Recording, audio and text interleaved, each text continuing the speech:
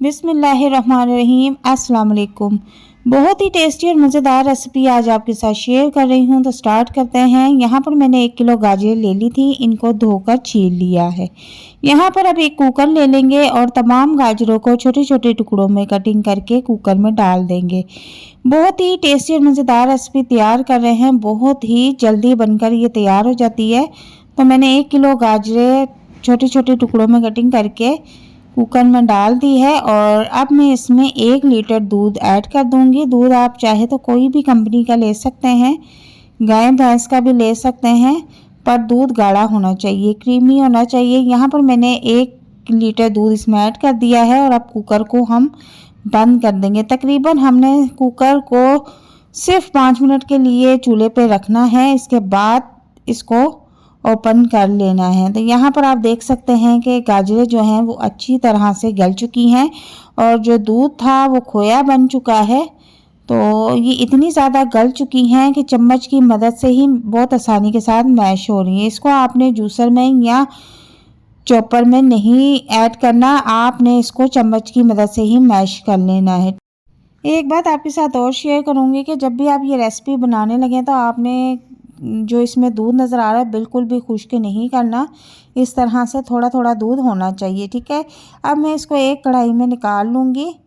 चूल्हे का फ्लेम मैंने यहाँ पर फुल कर दिया हुआ है और अब हम बहुत ही आसानी के साथ तमाम गाजरों को मैश कर लेंगे। दूध जो है वो खोया बन चुका है, बहुत ही ज़बरदस्त और मज़ेदार ये रेसिपी बनकर तैयार होगी इंशाल्लाह ताला। यहाँ पर देखें कि हमने सारी गाजरें अच्छी तरह से मैश कर ली हैं। अब मैं इसमें घी ऐड कर दूंगी। आप चाहे तो सिंपल घी में भी बना सकते हैं, चाहे तो देसी घी इसमें ऐड कर सकते हैं। थोड़ा सा मैंने इसमें घी ऐड किया है, बाकी जब ज़रूरत होगी फिर दोबारा और ऐड कर लेंगे। तो इसी दौरान मैंने इसमें आधी चम्मच इलायची पाउडर भी ऐड किया है, तो वो मुझसे सीन जो है स्किप हो चुका है। और इसको अब हम खूब अच्छी तरह से भून लेंगे और साथ साथ चम्मच की मदद से हम इसको मैश करते जाएंगे। ना ही हमें इसको जूसर में डालने की ज़रूरत है, ना ही हमें इसको चॉपर में पीसने की ज़रूरत है।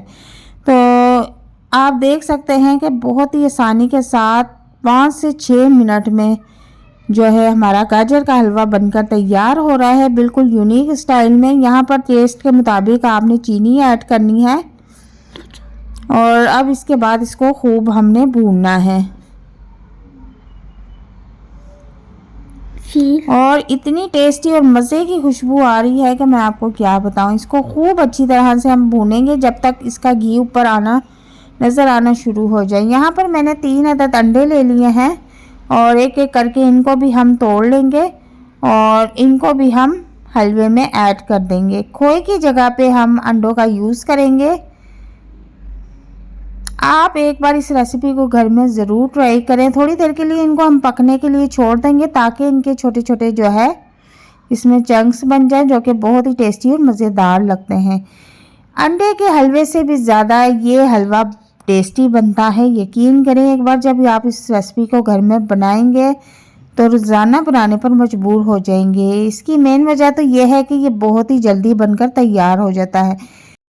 अब थोड़ा सा घी हम इसमें और ऐड करेंगे ताकि हमने इसमें जो अंडे ऐड किए हैं वो अच्छी तरह से फ्राई हो जाए। ध्यान रहे कि इसमें घी ज़्यादा नहीं होना चाहिए, वरना हलवे का टेस्ट जो है बिल्कुल बेकार सा हो जाता है।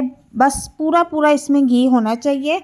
और यहाँ पर देखें कि आप बहुत अच्छी तरह से हलवा जो है वो फ्राई हो चुका है और इसको मज़ीद 2 मिनट तक पका लेंगे।